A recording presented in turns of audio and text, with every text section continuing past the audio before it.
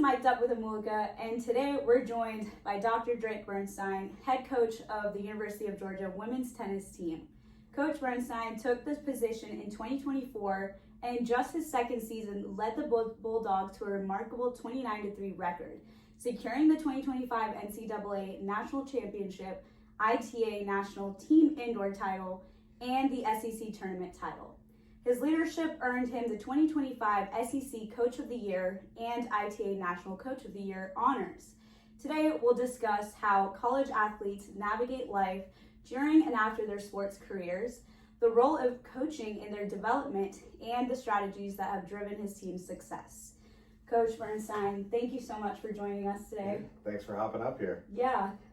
So from your experience, how does being a student athlete shape a player's identity both during and after college sports? Yeah, I think that probably the person that you walk in as a freshman is almost unrecognizable by the time you're walking out as a senior.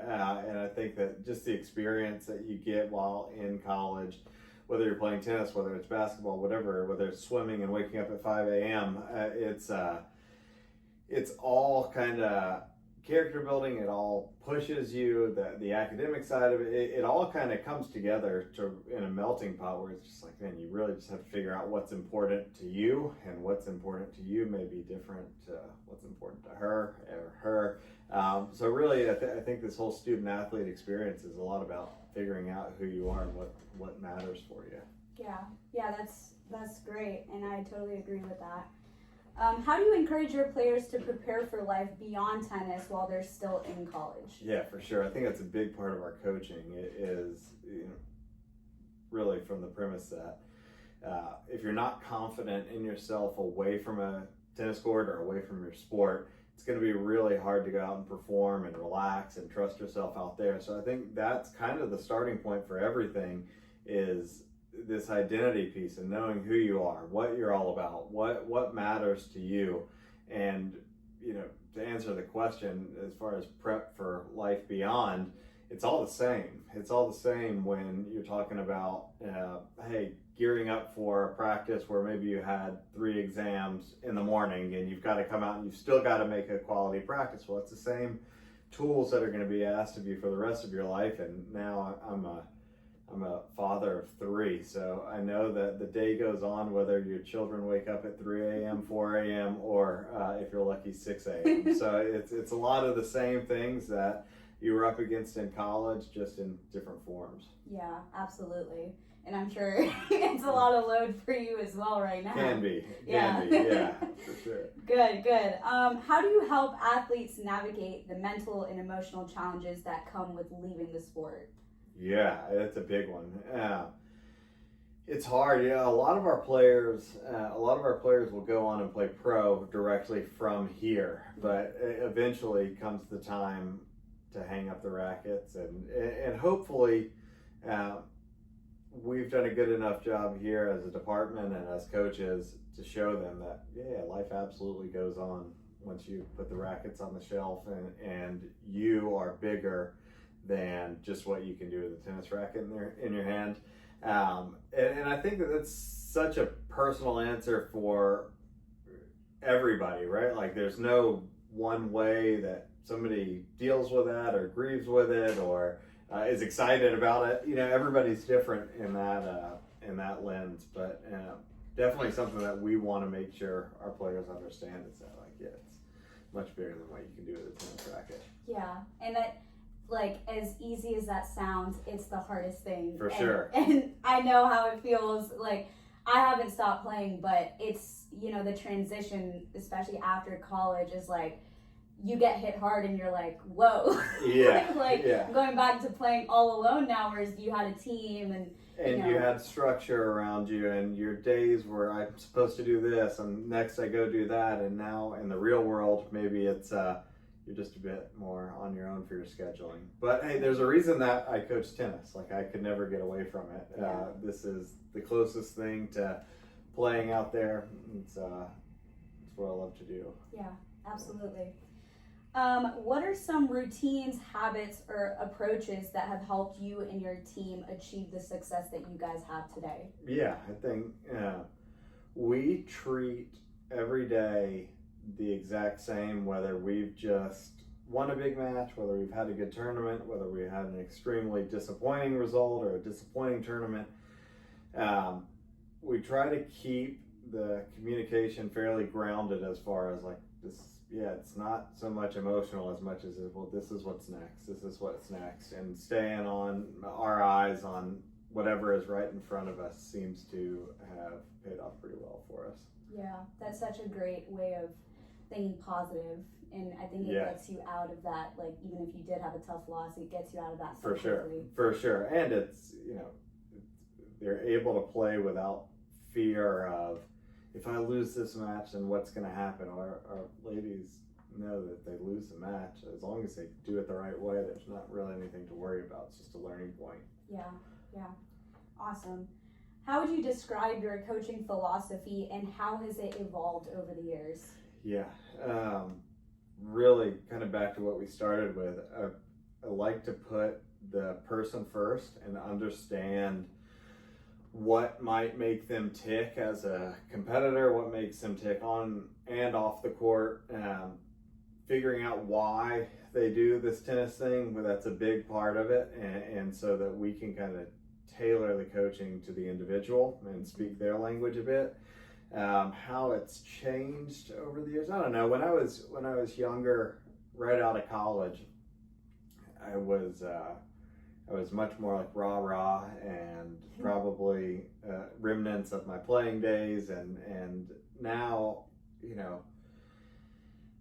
I don't know how long you can last in this career if everything is like the greatest thing ever or the worst thing ever. And so I think it's just leveled out over time, and maybe been able to pay attention to what's actually important a little bit more over the years. Yeah, no, that's I think that's great, and the way that you tailor down like player to player, I think that's so important, because I know coaches who like teach or coach like every player the same way, and it affects like another player if that's not the way they learn, or that's not the way how they take things in. So that's so important. Yeah, exactly. Awesome. What do you think sets a great coach apart from a good one or an average one? Yeah, I mean, I think one thing is that typically what I've found is like the coaches that have been consistent for a long period of time really care, and that's oftentimes they really care about the players. Sometimes they're just really invested in the game and learning about the game, and really care about finding a solution. It's just I think it's more of a lifestyle than a job, and the best coaches kind of stick to what the day requires every day, the details of it, and searching for answers. Yeah, absolutely. That was a great answer. How do you balance the pressures of winning with helping players develop as people? Yeah, good question.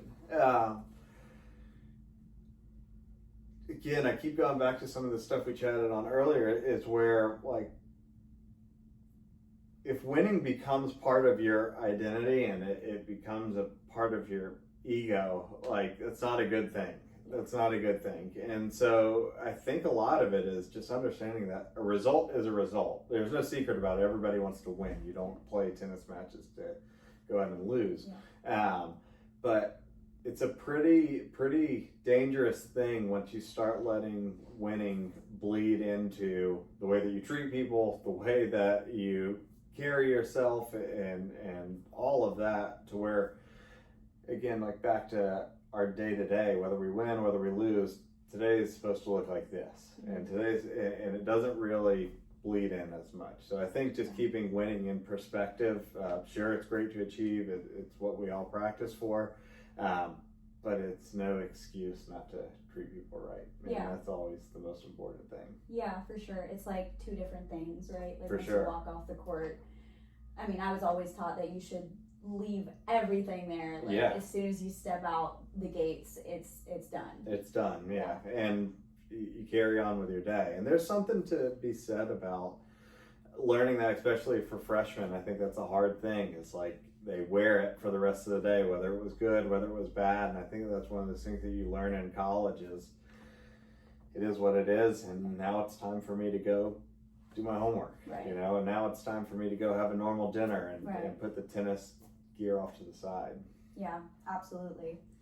What advice would you give current student athletes about balancing their sport, their personal growth, and their future careers? Yeah, I think a lot of times, you know, especially senior year or maybe even junior year for some, people start thinking about what's next. And I just had this conversation with one of our ladies the other day where it was really what's next is what's right in front of you. What you're doing every day today, what's right here is the preparation for down the road. And that goes for your entry level job. As soon as you hit the workforce, if you're always looking for what's next, you don't necessarily have the chance to look around, see the colors, and appreciate today. And so as a student athlete, I think, or as a former student athlete, I think you would agree, we would do anything to go back and live one of those days again. And so it's just making the most out of it while it's here. Absolutely. Yeah, I totally agree. I feel like, and that's a trap that I fall into, you know, now as well. I'm like, oh my God, I have to do this. I have to look at what's next. I'm forgetting about what I'm doing today. Right. Like, I'm not living in the present, right? Exactly. That's so important. Yeah, big deal. Awesome. And last one, are there programs or resources that you've seen work particularly well in helping athletes transition smoothly after their college sports? Yeah, we've got one here. It's called the Georgia Way. I'm not sure if you've heard about it. Yeah, I've heard about it. Yeah. It's Lee Futch has taken it on, and she's in year 10 of you know, she got it off the ground 10 years ago, and she's still innovating and finding new ways, and really does a fantastic job of helping the athletes take some of the stress off of their plate. The student athletes take some of the stress off of their plate and realize it is all going to be okay. And you know, as a senior, I'm sure you felt the same way. I felt the same. Well, there was no convincing me as a senior that it was all going to be okay. But she does a great job of trying to lighten that load and teach them and prep them for the real world ahead. Yeah. Very good. Absolutely. Awesome. Well, thank you so much for your insights and your experiences. I'm sure that, including me, all the other athletes that are going to see this will agree and take your advice and, you know, in whatever path that they choose. But thank you so much for your time today. Yeah, thanks for coming by. Thank Go you. Dogs.